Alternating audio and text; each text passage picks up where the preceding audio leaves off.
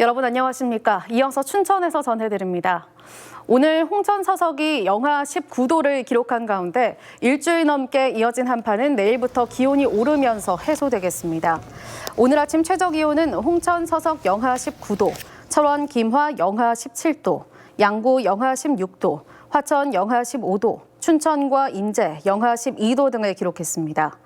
일주일 넘게 강추위가 이어졌지만 내일부터는 평년 기온을 회복하겠습니다. 강원지방기상청은 오늘 영서 내륙에 내려졌던 한파 경보를 모두 해제하고 내일부터 기온이 큰 폭으로 올라 아침 최저 기온이 영하 9도에서 0도 사이 분포를 보이겠다고 밝혔습니다. 오늘 도내에서는 코로나19 환자 14명이 추가됐습니다. 지난 주말 사이 환자 47명이 나온 동해에서는 초등학교와 병원을 중심으로 오늘 11명이 확진됐습니다. 홍천에서는 양평군 확진자와 접촉한 50대 주민이 자가 격리 중 확진됐고 원주, 강릉에서도 1명씩 추가됐습니다. 지난 주말 사이 도내에서는 이틀 만에 환자 80명이 추가됐고 19일인 토요일에는 하루 만에 환자 55명이 나와 이를 최다 확진자 수를 기록했습니다. 강원도는 방역을 강화하고 있지만 곳곳에서 집단 감염이 나오면서 환자 수가 줄어들지 않고 있습니다. 홍천군 공공숲가꾸기 사업 집단 확진에 이어 수도권 방문에 따른 지역 감염이 확산되고 있습니다. 홍천군에 따르면 서울 대한탁구장 확진자와 동선이 겹친 남면에 사는 60대가 어제 확진 판정을 받은 데 이어 60대 배우자와 50대 접촉자가 잇따라 확진됐습니다. 또 서울 광진구 확진자를 접촉한 홍천 남면 20대 부부가 확진 판정을 받았고 이들 부부와 접촉한 홍천읍에 거주하는 30대와 40대가 확진됐습니다. 홍천구는 주말과 휴일 7명의 확진자가 나와 총 누적 확진자는 총 71명으로 늘어났습니다. 춘천시가 사회복지시설과 학원 교습소에 이어 스키장 종사자들에 대해서도 코로나19 진단 검사를 벌입니다.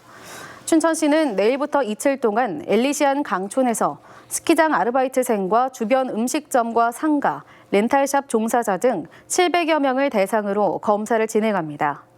검사자는 검사 이후 음성 판정을 받을 때까지 자가 격리해야 합니다. 춘천시는 감염 취약시설에서는 방역수칙과 사회적 거리 두기를 꼭 지켜달라고 요청했습니다. 춘천 시민버스가 최근 불거진 재정지원금 문제에 대해 회사 측의 잘못이 없다고 반박했습니다. 시민버스는 기자간담회를 통해 춘천시가 지급한 비수익 노선 재정지원금은 용도가 명시돼 있지 않다며 일각에서 주장하는 보조금 불법 사용은 말이 안 된다고 밝혔습니다. 오히려 재정지원금 등으로 회사채를 조기 상환해 연간 5,500만 원의 이자 비용을 줄였다고 주장했습니다. 시민버스 측은 정치권 등에서 회사를 정쟁의 도구로 사용하지 말아달라며 잘못이 있다면 임원진이 책임지겠다고 밝혔습니다. 춘천 지역의 두 번째 택시협동조합이 내년 1월 1일부터 운행을 시작합니다. 춘천시는 도내 최초 택시협동조합인 춘천희망택시에 이어 소양시민협동조합이 38명의 조합원으로 결성돼 내년부터 운행을 시작한다고 밝혔습니다. 춘천시는 협동조합은 성과금을 회사와 나누지 않기 때문에 앞으로 운수 종사자들의 수입이 더 늘어날 것으로 기대하고 있습니다. 농업인과 행정의 소통기구인 춘천시 농업회의소가 내년부터 본격 운영됩니다. 춘천시는 최근 회의소 설립을 위한 조례를 마련해 내년 1월 창립총회가 열려 임원진 등이 선출되면 본격적인 운영이 가능하다고 밝혔습니다.